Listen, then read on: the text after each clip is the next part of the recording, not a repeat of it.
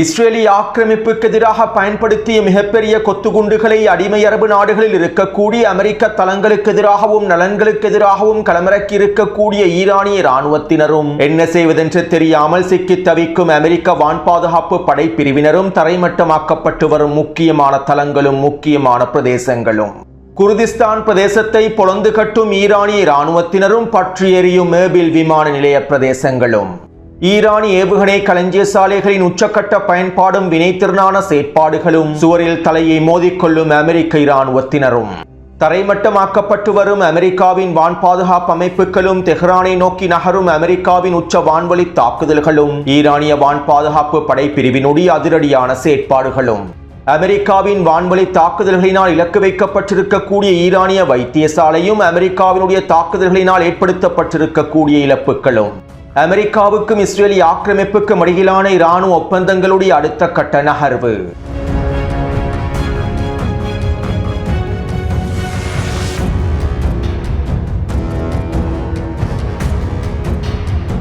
அமெரிக்காவுக்கும் இஸ்ரேலிய ஆக்கிரமிப்புக்கும் இடையிலான ஆயுத பரிமாற்றம் தொடர்பாகவும் இராணுவ உதவிகள் தொடர்பாகவும் முன்னே காணொளிகளில் தெளிவாக குறிப்பிட்டுள்ளேன். ஒவ்வொரு வருடமும் இஸ்ரேலிய ஆக்கிரமிப்புக்கு தேவையான இராணுவ உதவிகளையும் ஆயுதங்களையும் அமெரிக்கா தொடர்ச்சியாக வழங்கி வருகின்றது. குறைந்தது 3 தொடக்கம் 5 பில்லியன் டாலர்கள் வரையிலான ஆயுத உதவிகளை அமெரிக்கா ஒவ்வொரு வருடமும் தொடர்ச்சியாக இஸ்ரேலிய ஆக்கிரமிப்புக்கு வழங்கி வருகின்றது.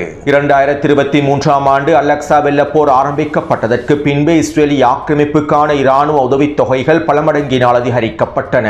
கிடைக்கப்பெற்றிருக்கக்கூடிய தகவல்களுக்கு அமைவாக கடந்த 3 வருடங்களுக்குள் மாத்திரம் அமெரிக்கா இஸ்ரேலிய ஆக்கிரமிப்புக்கு 50 பில்லியன் டாலர்களுக்கும் அதிகமான ஆயுத உதவிகளை வழங்கியுள்ளது.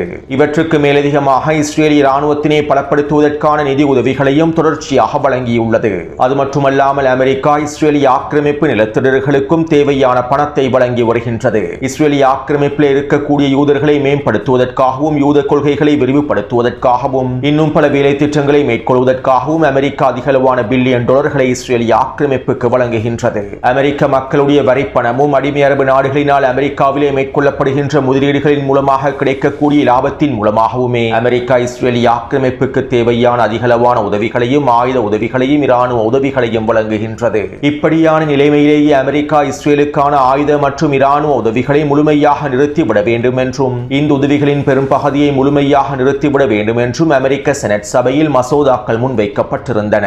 ஜனநாயக கட்சியை சேர்ந்த பிரதிநிதிகள் மூலமாகவே இந்த மசோதா முன்வைக்கப்பட்டிருந்தது. மேலும் நேற்றைய தினம் குறித்த மசோதாவுக்கான வாக்கெடுப்புகளும் நடைபெற்றிருந்தன. இந்த வாக்கெடுப்பிலே குறித்த மசோதாவுக்கு ஆதரவாக 103 பிரதிநிதிகள் வாக்களித்திருந்தார்கள். அதே நேரம் 310க்கும் அதிகமான பிரதிநிதிகள் குறித்த மசோதாவுக்கு எதிராகவே வாக்களித்திருந்தார்கள். இதனால் குறித்த மசோதாவானது தோற்கடிக்கப்பட்டுள்ளது. இருப்பினும் அமெரிக்காவின் செனட் சபையில் இஸ்ரேலிய ஆக்கிரமிப்புக்கான இராணுவ உதவிகளை நிறுத்துவதற்கு 104 பேர் ஆதரவாக வாக்களித்திருப்பதே மிகப்பெரிய சாதகமான விளைவுகளாக பார்க்கப்படுகின்றது. இது அமெரிக்க அரசியல் களத்தில் ஏற்பட்டிருக்கக்கூடிய மாற்றமாக அமெரிக்க இராணுவ ஆய்வாளர்கள் தெரிவித்துள்ளார்கள். இந்த நிலைமை நீடிக்குமாக இருந்தால் வருகின்ற நவம்பர் மாதம் தேர்தலுக்கு பின்பு அமெரிக்க அரசியல் களத்திலே இஸ்ரேலுக்கு எதிரான மிகப்பெரிய தாக்கம் ஏற்படுத்தப்பட்டுவிடும் என பல ஆய்வாளர்களும் கருத்துக்களை வெளியிட்டுள்ளார்கள். அதே நேரம் அமெரிக்க அரசியல் களத்தில் இஸ்ரேலின் செல்வாக்கை தக்க வைத்துக் கொள்வதற்காக இஸ்ரேலிய லொபியான ஆபெக் தற்போது பல பில்லியன் டாலர்களையும் முதலீடு செய்து வருகின்றது. அமெரிக்காவில் இருக்கக்கூடிய மிகப்பெரிய யூத வியாபாரிகள் இதற்கான முதலீடுகளை மேற்கொண்டு வருகின்றார்கள். அமெரிக்காவின் களத்திலே இஸ்ரேலுக்கு சார்பான அனைத்து நிலைப்பாடுகளையும் தீர்மானங்களையும் எடுப்பதற்கான வேலை திட்டங்களையும் தற்போது இஸ்ரேல் மேற்கொண்டு வருகின்றது.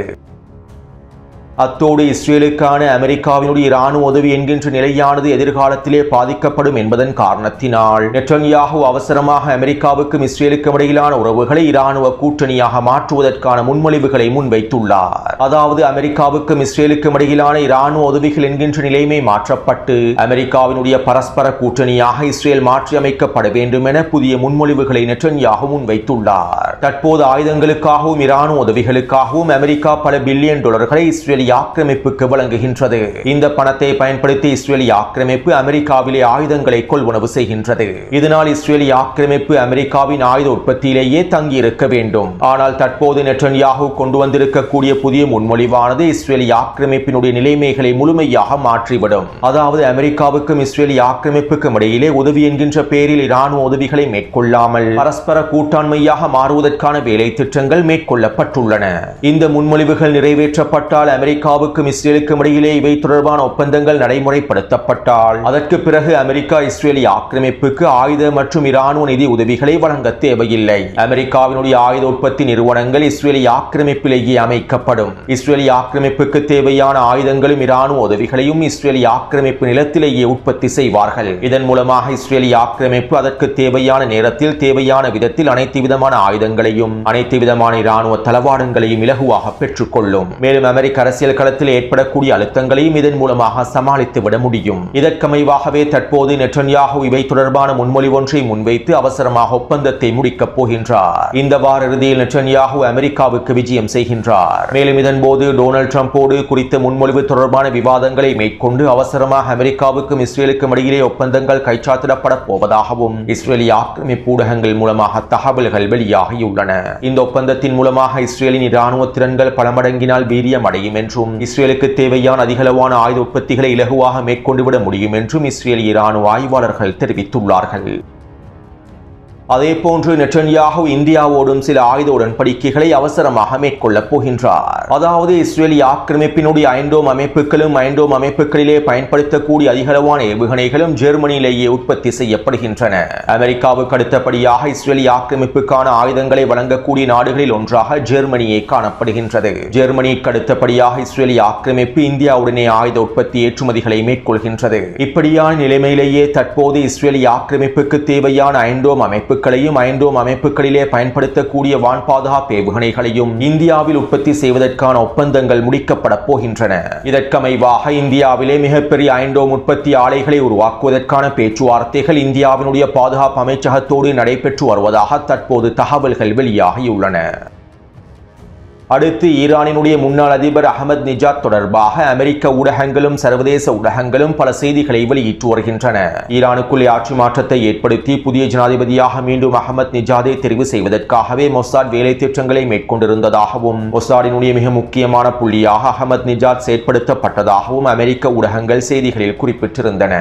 என்னுடைய முன்னைய காணொளிகளில் இவை தொடர்பாக பலரும் கேள்விகளை எழுப்பியிருந்தீர்கள். உண்மையில் ஈரானினுடைய முன்னாள் ஜனாதிபதி அகமது நிஜாத் அவர்கள் மொசாடினுடைய உளவாளியாக பயன்படுத்தப்படவில்லை. ஈரானுக்குள்ளே ஆட்சி மாற்றத்தை ஏற்படுத்துவதற்காக அவர் எந்த விதமான சூழ்ச்சி திட்டங்களையும் மேற்கொள்ளவில்லை. ஈரானினுடைய உச்ச தலைவர் மறைந்த தியாகி இமாம் அலி கமேனி அவர்களுடைய இறுதிச் சடங்கிலும் அவர் கலந்து கொண்டிருந்தார். தற்போது நடைபெற்ற ஈரானிய அரசாங்கத்தின் பல நிகழ்வுகளிலும் அவர் வெளிப்படையாகவே கலந்து கொண்டிருந்தார். மேலும் இஸ்ரேலிய ஆக்கிரமிப்பும் அமெரிக்காவும் இவ்வாறு போலி பிரச்சாரங்களை வளமையாக மேற்கொண்டு வருகின்றார்கள். ஈரானுக்கு எதிரான 12 நாள் போருக்கு பின்பு ஈரானின் குதுஸ் படை பிரிவினுடைய தளபதியாக செயற்பட்ட இஸ்மாயில் கானி அவர்கள் மொசாடினுடைய மிக முக்கியமான உளவாளியாக பயன்படுத்தப்பட்டதாகவும் அவரை வைத்து தான் அனைத்து தளபதிகளை படுகொலை செய்வதற்காக இஸ்ரேல் திட்டமிட்டிருந்ததாகவும் இஸ்ரேலிய ஊடகங்களும் அமெரிக்க ஊடகங்களும் செய்திகளை வெளியிட்டிருந்தன.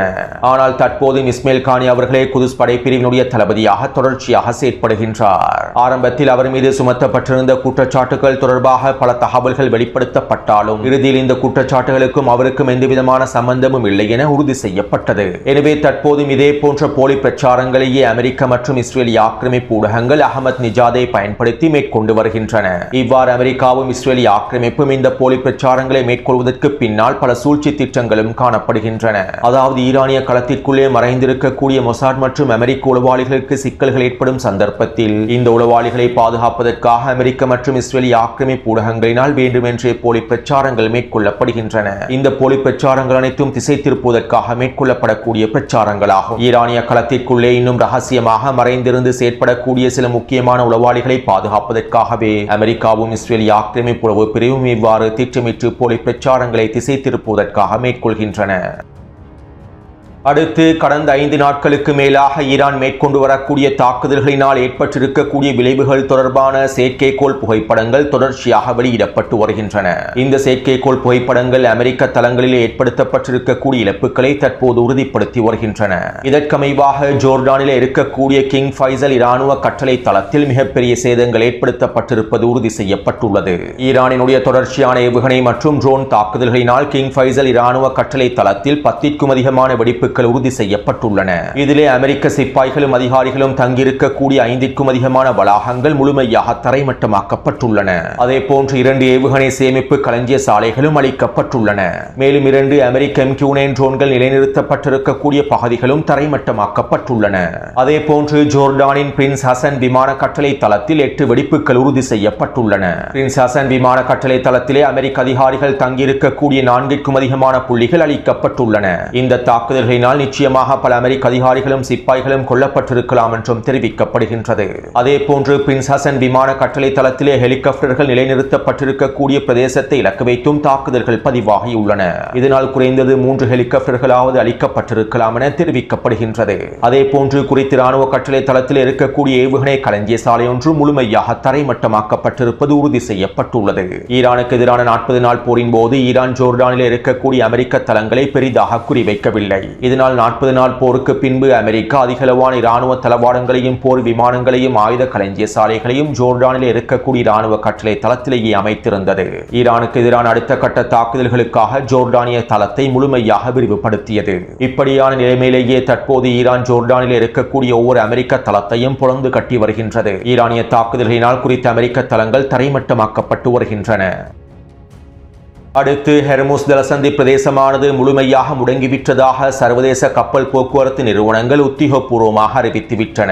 போரின் போது எவ்வாறு ஹெர்முஸ் ஜலசந்தி பிரதேசம் முழுமையாக முடங்கி இருந்ததோ, எந்த ஒரு கப்பல் போக்குவரத்தும் நடைபெறாமல் இருந்ததோ, அதே போன்றே தற்போதைய நிலைமைகள் உருவாகிவிட்டதாக தெரிவித்துள்ளன. மேலும் ஓமானுக்கு அருகாமையில் உருவாக்கப்பட்டிருக்கக்கூடிய புதிய வழித்தடத்தை பயன்படுத்தி அமெரிக்க இராணுவத்தினுடைய உதவியை பெற்றுக்கொண்டு கப்பல்கள் நகர்வதற்கு பயப்படுவதாகவும், அமெரிக்கா உருவாக்கியிருக்கக்கூடிய வழித்தடத்தை அமெரிக்க நிறுவனங்களுக்கு சொந்தமான சரக்கு கப்பல்கள் எண்ணெய் கப்பல்களுமே பயன்படுத்துவதிலிருந்து பின்வாங்கி இருப்பதாகவும் சர்வதேச கப்பல் போக்குவரத்து நிறுவனங்கள் தெரிவித்துள்ளன. அதாவது அமெரிக்க நிறுவனங்களுக்கு சொந்தமான எண்ணெய் கப்பல்களும் சரக்கு கப்பல்களும் அமெரிக்க இராணுவத்தினுடைய கட்டளைகளுக்கு அடிபணிந்து ஓமானுக்கு அருகாமையில் இருக்கக்கூடிய வழித்தடத்தை பயன்படுத்துவதற்கு பயப்படுகின்றார்கள். அவர்களுடைய அமெரிக்க இராணுவத்தின் மீது இருக்கக்கூடிய நம்பிக்கையையே அவர்கள் இழந்து விட்டார்கள். மேலும் அமெரிக்கா கூறக்கூடிய பாதையினூடாக ஹெர்முஸ் ஜலசந்தி பிரதேசத்தை கடப்பதற்கு முயற்சி செய்தால் எங்களுடைய கப்பல்களை இலக்கு வைத்து தாக்குதல்களை ஈரான் மேற்கொண்டு விடும், எங்களுடைய கப்பல்கள் முழுமையாக மூழ்கடிக்கப்பட்டுவிடும் என்கின்ற பயத்தின் காரணமாகவே அமெரிக்க நிறுவனங்களுக்கு சொந்தமான கப்பல்களும் தற்போது ஹெர்முஸ் ஜலசந்தி பிரதேசத்தில் இருந்து பின்வாங்கியுள்ளன. உண்மையில் இது அமெரிக்க இராணுவத்திற்கு ஏற்பட்டிருக்கக்கூடிய மிகப்பெரிய தோல்வியாகும். அவர்களுடைய கௌரவத்திற்கு ஏற்பட்டிருக்கக்கூடிய மிகப்பெரிய இழப்பாகும். அடுத்து அமெரிக்க கடற்படையினர் ஈரானிய துறைமுகங்களுக்கு எதிராக முற்றுகையை முழுமையாக நடைமுறைப்படுத்தி வருகின்றார்கள். இதற்கமைவாக கடந்த 12 மணித்தியாலங்களுக்குள் ஈரானிய துறைமுகங்களிலிருந்து புறப்பட்டிருக்கக்கூடிய 2 சரக்கு கப்பல்களையும் எண்ணெய் கப்பல்களையும் அமெரிக்க கடற்படையினர் திருப்பி அனுப்பியிருப்பதாக தெரிவிக்கப்படுகின்றது. மேலும் இன்னும் ஒரு எண்ணெய் கப்பலானது ஈரானுடைய காக்தீவை நோக்கி நகர்ந்து கொண்டிருக்கக்கூடிய வேளையில் அமெரிக்க விமானப்படையினர் குறித்த கப்பலை இலக்கு வைத்து தாக்குதல்களை மேற்கொண்டுள்ளார்கள். குறித்த கப்பலுடைய என்ஜின் அறையை இலக்கு வைத்து தாக்குதல்களை மேற்கொண்டிருப்பதாகவே தெரிவிக்கப்படுகின்றது. இன்று அதிகாலையிலேயே இந்த தாக்குதல் மேற்கொள்ளப்பட்டிருப்பதாகவும் இதனால் குறித்த கப்பல் சேதமடைந்திருப்பதாகவும் தெரிவிக்கப்படுகின்றது. அதாவது அமெரிக்கா ஈரானுக்கு எதிரான கடற்படை முற்றுகையை முழுமையாக நடைமுறைப்படுத்துகின்றது. மேலும் அமெரிக்காவினுடைய இந்த தாக்குதல்களுக்கு ஈரானிய கடற்படையினர் அடுத்த கட்ட பதிலடிகளை வழங்கப் போவதாகவும் தெரிவிக்கப்படுகின்றது. அமெரிக்காவினுடைய கடற்படை முற்றுகையை உடைப்பதற்கான புதிய சமன்பாடுகள் தொடர்பாக நேற்றிரவு வெளியிட்ட காணொலியில் தெளிவாக குறிப்பிட்டிருந்தேன். ஒன்று, அனைவருக்கும் எண்ணெயும் எரிபொருளும் கிடைக்க வேண்டும், அல்லது யாருக்கும் எண்ணெயும் எரிபொருளும் கிடைக்காது என்பதே ஈரானினுடைய புதிய சமன்பாடாகும். இதற்கமைவாகவே தற்போது மத்திய கிழக்கு பிராந்தியத்தில் இருக்கக்கூடிய எண்ணெய் விநியோகத்தையும் ஏற்றுமதியையும் முடக்குவதற்கான அடுத்த கட்ட தாக்குதல்களையும் ஈரான் ஆரம்பிக்கப் போகின்றது. அடுத்து நேற்றிரவு ஈரானினுடைய பாராளுமன்ற சபாநாயகர் முகமது கலிபாஃப் அவர்கள் விசேட அறிவிப்பொன்றை வெளியிட்டிருந்தார். தற்போது போரினுடைய தீ மூட்டப்படுவதனால் ஈரானிய மக்களிடையே பதற்றங்கள் அதிகரித்து வருகின்றன. தத்தமது கண்ணோட்டங்களுக்கு அமைவாக பதில்களையும் பிரச்சாரங்களையும் மேற்கொள்கின்றார்கள். நாங்கள் தற்போது போரை தொடர்கின்றோமா? யுத்த நிறுத்த பேச்சுவார்த்தைகள் முடிவுக்கு வந்துவிடுமா? இந்த போரானது முழுமையாக முடிவுக்கு வந்துவிடுமா? பேச்சுவார்த்தையின் மூலமாக இலக்குகளை அடைந்து கொள்ள முடியுமா? பேச்சுவார்த்தை மேசையில் அமெரிக்காவை முழுமையாக நம்ப முடியுமா என பலர் கேள்விகளை எழுப்புகின்றார்கள். இருப்பினும் எங்களுடைய தேசிய பாதுகாப்பு நலன்களை பாதுகாப்பதற்காக நாங்கள் போருக்கு தயாராகவே இருக்கின்றோம். எங்களுடைய இறையாண்மையை பாதுகாப்பதற்கும் தேசிய நலன்களை பாதுகாப்பதற்கும் போரை எதிர்கொள்வதற்கு நாங்கள் முழுமையாக தயாராகவே நிற்கின்றோம். நாங்கள் ஒரு பொழுதும் போருக்கு அஞ்சவில்லை. அதே நேரம் நாங்கள் எங்களுடைய தேசிய நலன்களை பாதுகாத்துக் கொள்வதற்காகவும் ஈரானுக்கு எதிரான அச்சுறுத்தல்களை முடிவுக்கு கொண்டு வருவதற்காகவும் அடுத்த கட்ட இலக்குகளை அடைந்து கொள்வதற்காகவும் பேச்சுவார்த்தைகளையும் மேற்கொள்ள வேண்டும். அமெரிக்கா தனக்கு சாதகமான நிலைமையை ஏற்படுத்துவதற்கு செய்வதற்காக ஈரானுக்கு எதிரான தாக்குதல்களை தொடர்ச்சியாக மேற்கொள்கின்றது. இந்த நிலைமையானது தற்போதைய அமெரிக்க ஜனாதிபதியுடன் மாத்திரம் நின்றுவிடப் போவதில்லை. எனவே போராக இருந்தாலும் பேச்சுவார்த்தையாக இருந்தாலும் எங்களுடைய நீண்ட கால தேசிய பாதுகாப்பு நலன்களை அடிப்படையாக கொண்டிருக்க வேண்டும். எங்களுடைய சொந்த திறன்களை கட்டமைத்து எங்களுடைய பலத்தை பல மடங்கினால் அதிகரிப்பதனை தவிர எங்களுக்கு வேறு வழி இல்லை. ஒரு புரிந்துணர்வு ஒப்பந்தத்தில் இருக்கக்கூடிய நிபந்தனைகள் முழுமையாக செயற்படுத்தப்படும் போதுதான் குறித்த புரிந்துணர்வு ஒப்பந்தமானது அர்த்தமுள்ள ஒப்பந்தமாக மாறும். கண்ணுக்கு கண் என்கின்ற கொள்கைகளுக்கு அடிப்படையில் குறித்த புரிந்துணர்வு ஒப்பந்தத்தினால் எந்தவிதமான நன்மைகளையும் ஈரான் இஸ்லாமிய குடியரசு பெற்றுக் கொள்ளாதாக இருந்தால் அவ்வாறானது ஒரு ஒப்பந்தத்தை தொடர்ச்சியாக கடைபிடிப்பதில் எந்தவிதமான பயனும் இல்லை. மேலும் எங்களுடைய ஆயுத படைகள் எதிரியை எதிர்கொள்வதற்கு முழுமையாகவும் சுதந்திரமாகவும் செயற்படுகின்றன. எதிர்காலத்திலும் எங்களுடைய ஆயுதப்படைகள் முழுமையான சுதந்திரத்தோடு செயற்படும் என முகமது கலிபாஃப் அவர்கள் தெரிவித்துள்ளார். அத்தோடு ஈரானிய பாராளுமன்ற சபாநாயகர் முகமது கலிபாஃப் அவர்கள் மீது பல விமர்சனங்களும் முன்வைக்கப்பட்டு வருகின்றன. தற்போதைய நிலைமையில் போரை விரிவுபடுத்தாமல் மீண்டும் பேச்சுவார்த்தைகளை மேற்கொள்வதற்கான வேலை திட்டங்களையே முகமது கலிபாஃப் அவர்கள் மேற்கொள்வதாகவும் இதற்கான காய் நகர்த்தல்களையே அவர் மேற்கொள்வதாகவும் பல விமர்சனங்கள் ஈரானிய அரசியல் களத்திலே முன்வைக்கப்பட்டு வருகின்றன. அவர் முன்னாள் IRGC தளபதியாக செயற்பட்டாலும் தற்போது மசூத் பெஸெஷ்கியானுடைய அரசாங்கத்திற்கு ஆதரவாக செயற்படுவதாகவே குற்றச்சாட்டுகளும் விமர்சனங்களும் தொடர்ச்சியாக முன்வைக்கப்பட்டு வருகின்றன. மேலும் இவை தொடர்பான இன்னும் சில முக்கியமான தகவல்களை அடுத்த காணொளியில் பதிவிடுகின்றேன். அடுத்து நள்ளிரவு வேளையில் அமெரிக்கா ஈரானுக்கு எதிரான தாக்குதல்களை மேற்கொண்டிருந்தது. நள்ளிரவிலிருந்து இன்று காலை வரையில் அமெரிக்கா ஈரானுக்குள்ளே கிட்டத்தட்ட 35க்கும் அதிகமான வான்வழி தாக்குதல்களை மேற்கொண்டிருந்தது. ஈரானுடைய கடற்கரை பிரதேசங்களை இலக்கு வைத்தும் கடற்கரை பிரதேசங்களில் இருக்கக்கூடிய வான் பாதுகாப்பு அமைப்புகளை இலக்கு வைத்தும் இராணுவ கட்டளை தளங்களையும் களஞ்சிய சாலைகளை இலக்கு வைத்துமே இந்த தாக்குதல்கள் மேற்கொள்ளப்பட்டிருந்தன. அதே நேரம் ஈரானின் மேற்கு பகுதியான அஹவாஸ் பிரதேசத்தில் இருக்கக்கூடிய சிறிய வைத்தியசாலை ஒன்றை இலக்கு வைத்தும் அமெரிக்கா தாக்குதல்களை மேற்கொண்டிருந்தது. இதனால் குறித்த வைத்தியசாலை இழப்புகள் ஏற்படுத்தப்பட்டிருப்பதாகவும் பலர் இனப்படுகொலை செய்யப்பட்டிருப்பதாகவும் தெரிவிக்கப்படுகின்றது. அத்தோடு இன்று அதிகாலை மேற்கு ஈரானினுடைய கொரமதாபாத்தில் இருக்கக்கூடிய மிக முக்கியமான ஈரானின் ஏவுகணை களஞ்சிய சாலையான இமாம் அலி ஏவுகணை களஞ்சிய சாலையை இலக்கு வைத்தும் அமெரிக்கா உச்ச தாக்குதல்களை மேற்கொண்டிருந்தது. குறித்த வரைபடத்திலே சிவப்பு நிறத்தினால் காண்பிக்கப்பட்டிருக்கக்கூடிய கொரமதாபாத் பிரதேசத்திலேயே இந்த மிகப்பெரிய இமாம் அலி ஏவுகணை களஞ்சிய சாலை காணப்படுகின்றது. 12 நாள் போரின் போதும் கடந்த 40 நாள் போரின் போதும் அமெரிக்கா குறித்த ஏவுகணை களஞ்சிய சாலை இலக்கு வைத்து உச்ச தாக்குதல்களை மேற்கொண்டிருந்தது. இருப்பினும் இந்த ஏவுகணை களஞ்சிய சாலையை அமெரிக்காவினால் அழிக்கவே முடியவில்லை. ஏனென்றால் மலைத்தொடர்களை இணைத்து உருவாக்கப்பட்டிருக்கக்கூடிய குறித்த ஏவுகணை களஞ்சிய சாலையின் நுழைவாயில்களை இலக்கு வைத்து மாத்திரமே அமெரிக்காவினால் தாக்குதல்களை மேற்கொள்ள முடியும். மேலும் இந்த நுழைவாயில்களை 12 மணித்தியாலங்களுக்குள் ஈரானிய இராணுவத்தினர் முழுமையாக சரி செய்து விடுவார்கள். இப்படியான நிலைமையிலேயே அதிகாலை வேளையில் அமெரிக்கா உச்ச தாக்குதல்களை மேற்கொண்டிருந்தது. அமெரிக்கா இந்த தாக்குதல்களை மேற்கொண்டதற்கு பின்பும் ஈரானிய இராணுவத்தினர் குறித்த ஏவுகணை தளத்தை பயன்படுத்தி குட்டி அடிமைகளுக்கு எதிரான ஏவுகணை தாக்குதல்களை அதிரடியாக ஆரம்பித்திருந்தார்கள். அதாவது அமெரிக்க போர் விமானங்கள் குறித்த ஏவுகணை தளத்திற்கு எதிராக எவ்வளவு உச்ச தாக்குதல்களை மேற்கொண்டாலும் குறித்த ஏவுகணை தளத்தை முழுமையாக அழிக்க முடியாது என்பதே யதார்த்தமான உண்மையாகும். அத்தோடு ஈரானின் மேற்கு பிரதேசத்தில் இருக்கக்கூடிய இமாம் அலி ஏவுகணை தளமானது தற்போதும் தொடர்ச்சியாக செயற்படுவது ஈரானினுடைய ஒட்டுமொத்த ஏவுகணை திறன்களும் களஞ்சிய சாலைகளும் முழுமையாக செயற்படுவதனை உறுதிப்படுத்தியுள்ளது. அத்தோடு கடந்த 4 நாட்களுக்கு மேலாக ஈரானின் கடற்கரை பிரதேசங்களை இலக்கு வைத்து தாக்குதல்களை மேற்கொண்டு வந்த அமெரிக்கா நள்ளிரவிலிருந்து தெஹ்ரானுக்கு அருகாமையில் இருக்கக்கூடிய தெஹ்ரானுடைய மேற்கு பிரதேசத்தை இலக்கு வைத்தும் உச்ச தாக்குதல்களை மேற்கொள்வதற்கு ஆரம்பித்துள்ளது. அதாவது படிப்படியாக கடற்கரை பிரதேசங்களிலிருந்து ஈரானுடைய தலைநகரான தெஹ்ரானை நோக்கி அமெரிக்காவினுடைய வான்வழி தாக்குதல்கள் நகர்கின்றன. மேலும் நள்ளிரவு வேளையில் அமெரிக்கா தெஹ்ரானினுடைய மேற்கு பிரதேசத்தை இலக்கு வைத்து மேற்கொண்டிருந்த தாக்குதல்களில் 99% தாக்குதல்களை ஈரானிய வான் பாதுகாப்பு படையினர் முழுமையாக சுட்டு வீழ்த்தியுள்ளார்கள். இவை தொடர்பான காணொளிகளை நான் டெலிகிராம் சேனலில் பதிவிட்டுள்ளேன். மேலும் அமெரிக்காவினுடைய 2 MQ-9 ட்ரோன்களையும் சுட்டு வீழ்த்தி இருப்பதாக தெரிவிக்கப்படுகின்றது. அத்தோடு நேற்றிரவிலிருந்து ஈரான் குற்றடிமைகளான குவைத்தையும் பஹ்ரைனையும் ஜோர்டானையும் இலக்கு வைத்து தொடர்ச்சியான தாக்குதல்களை மேற்கொண்டு வருகின்றது. இதற்கமைவாக குவைற்றில் இருக்கக்கூடிய முன்கூட்டி எச்சரிக்கைகளை வழங்கக்கூடிய 4 ராடார் கருவிகளை முழுமையாக தரைமட்டமாக்கியுள்ளது. அதே போன்று ஈரானிய தாக்குதலினால் பஹ்ரைனிலே 3க்கும் அதிகமான வெடிப்புகள் பதிவாகி இருந்தன. ஜோர்டானிலே இருக்கக்கூடிய அமெரிக்க ராணுவ கட்டளை தளத்தில் 4 வெடிப்புகள் பதிவாகி இருந்தன. அத்தோடு இந்த தாக்குதல்களை தொடர்ந்து நேற்றிரவு ஈரான் குர்திஸ்தான் பிரதேசத்தை இலக்கு வைத்து உச்சேவுகணை தாக்குதல்களையும் ட்ரோன் தாக்குதல்களையும் மேற்கொண்டிருந்தது. நேற்றைக்கு முன்தினம் ஈரான் பஹ்ரைனில் இருக்கக்கூடிய அமெரிக்க தளங்களுக்கு எதிராக கொத்துகுண்டு ஏவுகணைகளை களமிறக்கி இருந்தது. இதனால் ஒரே நேரத்தில் அமெரிக்க தளங்களிலே 30க்கும் அதிகமான வெடிப்புகள் பதிவாகி இருந்தன. மேலும் இவற்றை சுட்டு வீழ்த்துவதற்கும் அமெரிக்க வான் பாதுகாப்பு படைகளினால் முடியவில்லை. இதன் விளைவாக ஏற்படுத்தப்பட்டிருக்கக்கூடிய இழப்புகளும் அதிகமாகவே இருந்தன.